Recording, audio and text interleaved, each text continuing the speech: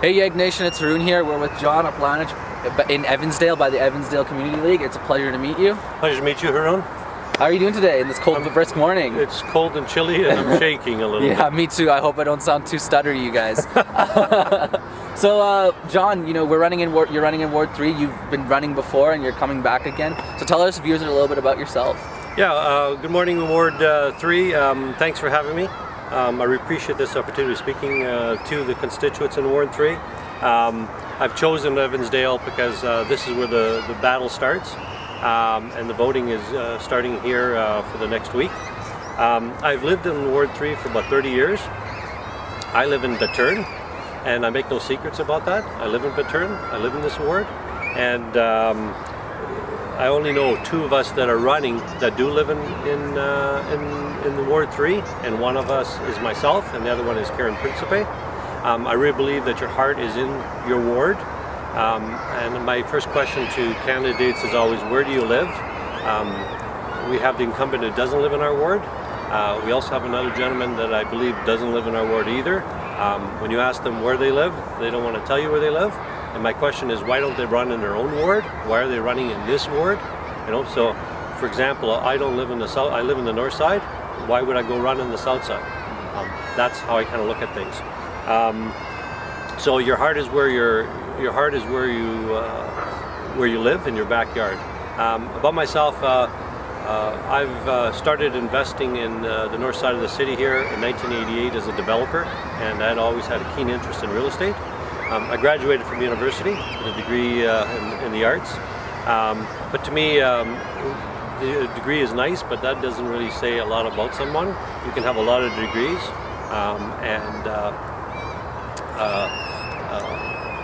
you can play a team sport and have a lot more common sense, and that's what I'm talking about. You need to have a lot of common sense in this job. A lot of people don't have common sense. They're just looking for opportunities. My goal for Ward 3 is that I want zero property taxes for 2018, 2019. I've made that very clear. All my priorities are kind of laid out in my flyer and on my website. I want actually to start putting power back in the community leagues. Right now they have no power, and so I'm coming out with a couple of initiatives to try to give them power and put power back in their hands. And one of the things that I'm pushing for, I know that we've talked about photo radar a lot. It's a big issue in the city. It is a cash cow. It's not going away. There's a photo radar that's right over there. We just saw it as we drove in. That's right. It's not going away. And what I proposed that each ward should get one photo radar machine. That photo radar machine belongs to the ward, and they can use it wherever they want. For example, right over here, there's a guy in a truck with photo radar. So what I'm proposing is that all the revenue that's generated should go back into the communities, not back to the city. The city has enough of their own units. We should have one unit for each of the wards, and that money should go back into the communities.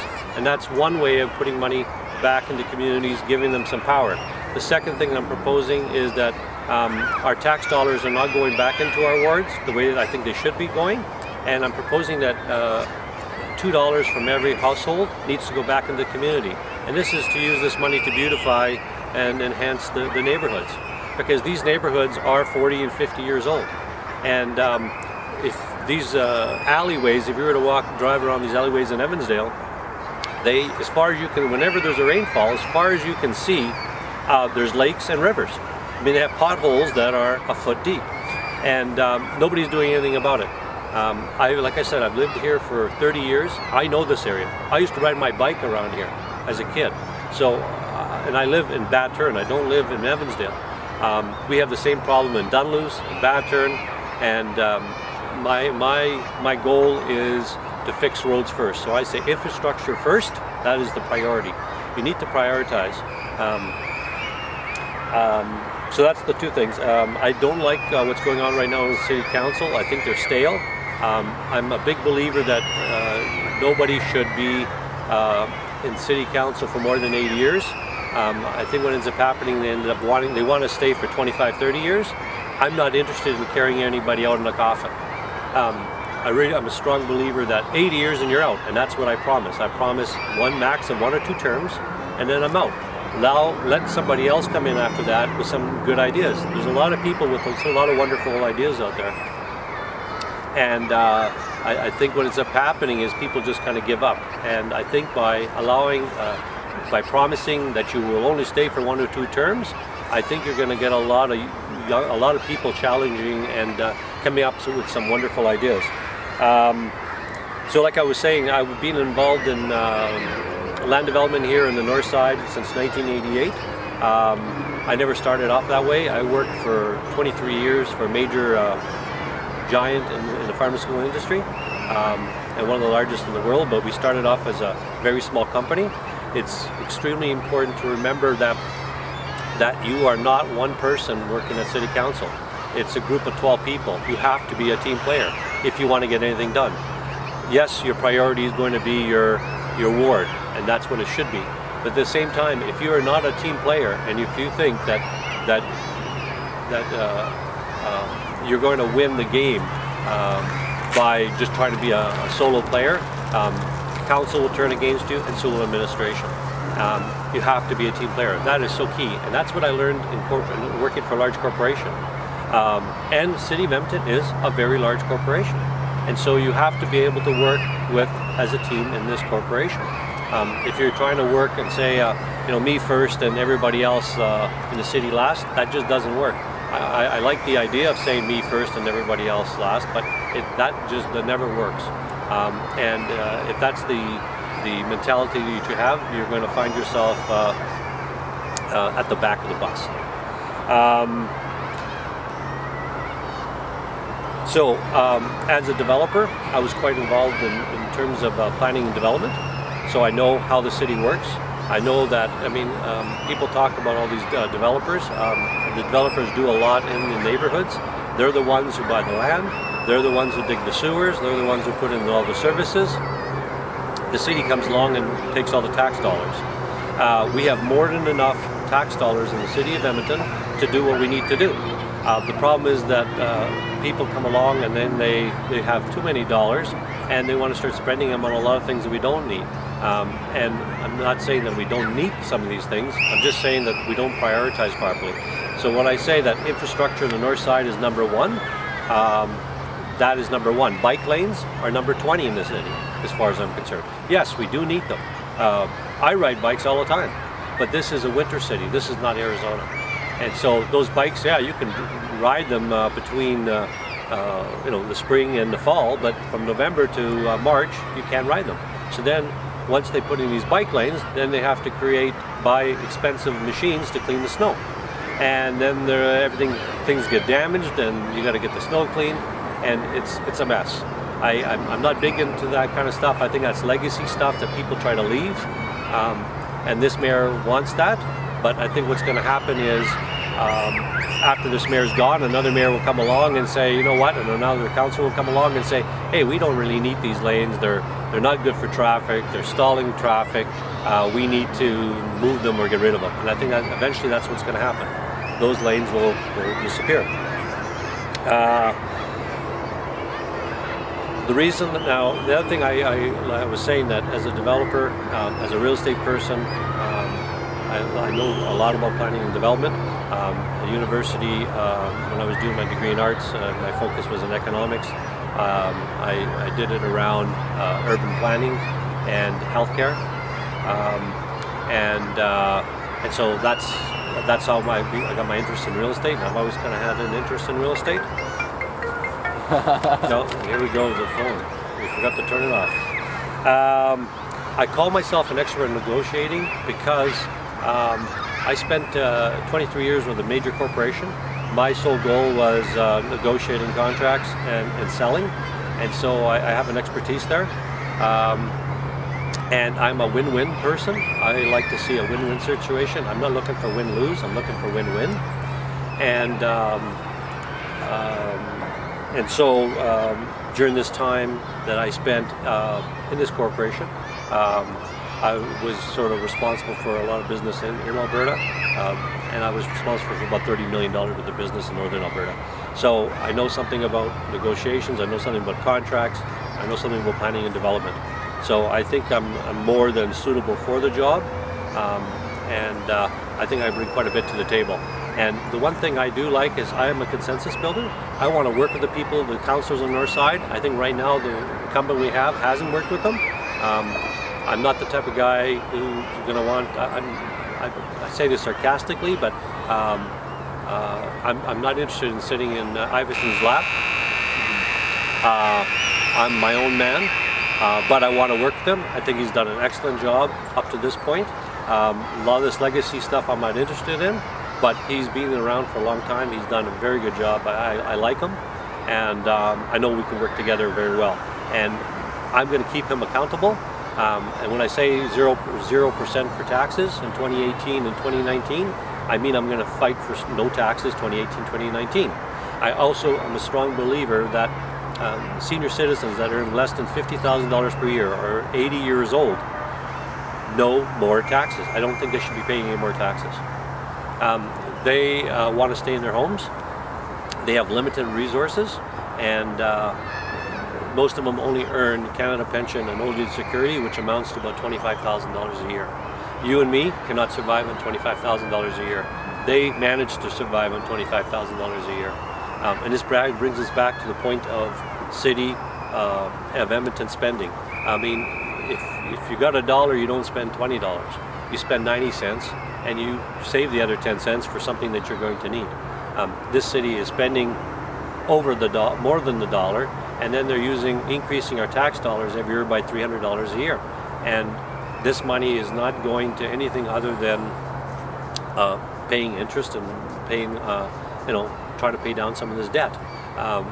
There is debt, and with all the development in the city of Edmonton the past 10 years, I don't know really where all these tax dollars are going. It amazes me that they always keep on asking every year for more and more and more and more money every year. This has to stop, and I'm going to be fighting and working with the councils in the north side of the city that we have to stop this. So like I was saying, I am a team player. I came from a large corporation. I'm big into I have a lot vested in this north side of the city. Like I said, I was a developer in this part of the city, and I invested in this part of the city for a reason. I did it at a time when things were not crazy and expensive. Today I couldn't even touch it. It's all gone to big corporations, big companies. I always say that Ward 3 is just trying to make a living. Why is the city trying to make a killing all the time? And that goes back to this thing with taxes. They're always trying to make a killing.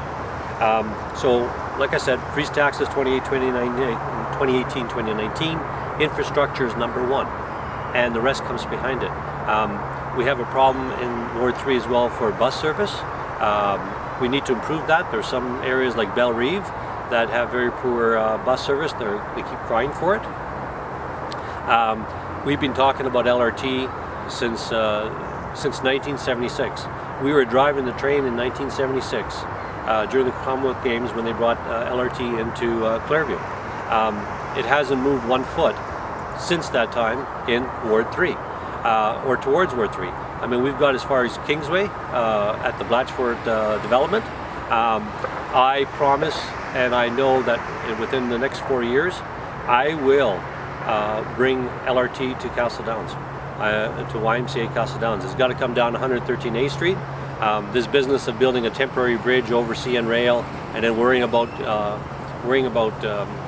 LRT after is just a carrot, because they know it's not going to happen for another 10 or 12 or 14 years. So they wave this carrot at you and they drop it on the ground, they hope you pick it up, and then they hit you in the head.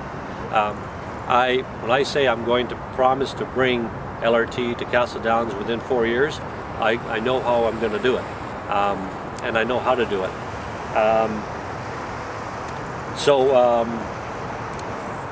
Like I said, Northside councillors need to work together. If elected, I promised a maximum of 2 terms and then I'm out. My priority is a very strong voice.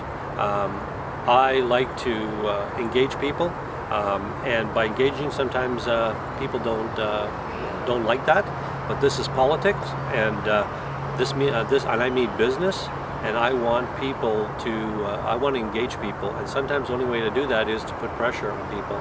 So when I ask a candidate, where do you live, and they're silent, that tells me that they're hiding something. That tells me they're not honest, they're not ethical. And I am looking for a straight answer. I'm not looking for anybody to be wishy or washy or fishy. Just tell us where you live and why you're running in this ward and not running in some other ward where you live. If you're running in someone living in some other ward, you should be running in that ward. You know, I promise. My goal, and I say this in my platform, my website, that community. That every 4 months there should be a town hall meeting. We have not had one town hall meeting with our incumbent in 8 years. Yes, there's been other meetings for projects and things like that, but there's never been a time where he has called a meeting and said, I'm calling a town hall meeting or something like that. I promise every 4 months to have a town hall meeting in the communities and move it around from community to community.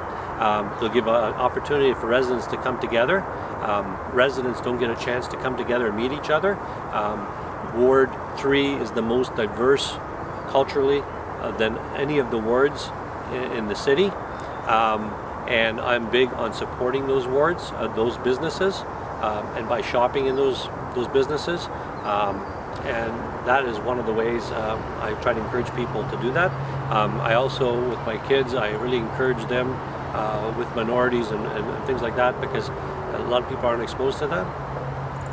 And if you want to break down barriers, I think every ward should have a safe zone, someplace where people can meet that are from different cultural backgrounds. I'm an immigrant son of parents that came from Europe, so I know something about that. And I've seen how things have kind of changed over the past 30 years, from when I grew up as a kid to today. It's changed quite a bit. So I'm also a big proponent of the homeless and the gay community. With regards to the homeless, we have a lot of homeless people in Ward 3 that sleep under our trees, that dig through our garbages. You don't see them unless you're driving around during the day. If you don't live in this ward, you wouldn't know that. I've gone to court for the homeless. I've found them rooming houses. I've tried to help them on the street there. I've given them some work to give them meaning to their life. These people need help, and I think our community needs to reach out a little more to help these people. I am of the Catholic faith. I don't hide that. My community, my church, my schools are important to me, and I love the idea of different religions. I love to learn from other religions. My quote I like is from Martin Luther King Jr., and he says, "Darkness cannot drive out darkness, only light can do that. Hate cannot drive out hate, only love can do that." And so that's one of the things. Now you were talking about youth and how to engage youth. There is Next Generation, and I think that's a fantastic idea. I mean, one of the ways to engage students, and I know one of the things you could do is go around to high schools and junior highs and talk to students, mostly probably in the high school level, because a lot of kids are turning 18. Yesterday I was knocking on the door and I spoke to a gentleman and I said, "How old are you?" And he says, "Oh, I'm 18. I said, "Are you voting?" He goes, "Well, I never thought about it." I said, "Well, you should be voting, and I'll tell you why." And I went through a whole list of things, and he goes, "You know what, I'm going to go vote." And I says, "If you're going to vote, I mean, there is an advanced poll booth open now at Evansdale. Please vote, because it says this is your community." 4th to the 13th, guys. That's advanced voting. October 16th is the day to vote. Don't forget. That's right. Don't forget. So I encourage youth to go vote. I wish there was another way to engage people to go vote more, because there's only about 29% of people that actually, from a community, from a ward, will go out and vote. It would be nice to be able to say, if you go and vote, we're going to do something in terms of taxes, give you a credit or something. I think your voting will go from 29% to 80%. So I think there's some ways of doing that, and I want to explore those if I'm elected. And like I said, if elected, I live in this ward. the decisions I make affect my family just as much as they affect your family. So I'm not going to be doing something that's not going to benefit you and me. I'm doing something that's going to benefit the whole entire community. And like I said, your heart is in the ward that you live in. And I lived here. I bought my house when I was 27. I've renovated. I raised my family there. We're still growing up in the same home. It's been 28 years in that same home. I got married, stayed in that home. Yes, I could have moved away and gone to St. Albert, Sherwood Park, and these places. But I really love the area I live in. I love like I said, the cultural diversity in the neighborhood. It's really, and I invite people always to come and experience it. And when I travel around the world, which I do quite a bit, I tell people about Edmonton. I'm really proud of Edmonton, and I have that on my tweet. I say there very clearly, please, I love Edmonton, and when I travel, I tell people about Edmonton. I carry around Canadian flags, little pins. I hand out a lot of pins. I have about 100 of them, and wherever I go, I give people pins, and they love receiving a Canadian pin. Well, everyone loves Canada, right? They do, and you'd be amazed at how people say, "Oh, you're from Canada. Oh, geez, I'd love to come to Canada, or I've been to Toronto, or I got a cousin in Toronto, or I got a cousin in Vancouver." Yeah. So I tell them about Edmonton. I talk to them about Jasper and Hinton and these places like this. Banff, and most of them know places like Banff and Jasper. So basically, that's my message. Yeah.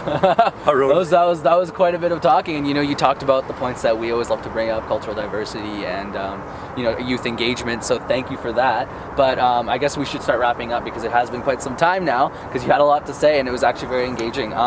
So to wrap up, if you want to say any last words to our viewers at Yeg Nation, the young people who are watching on YouTube, and right.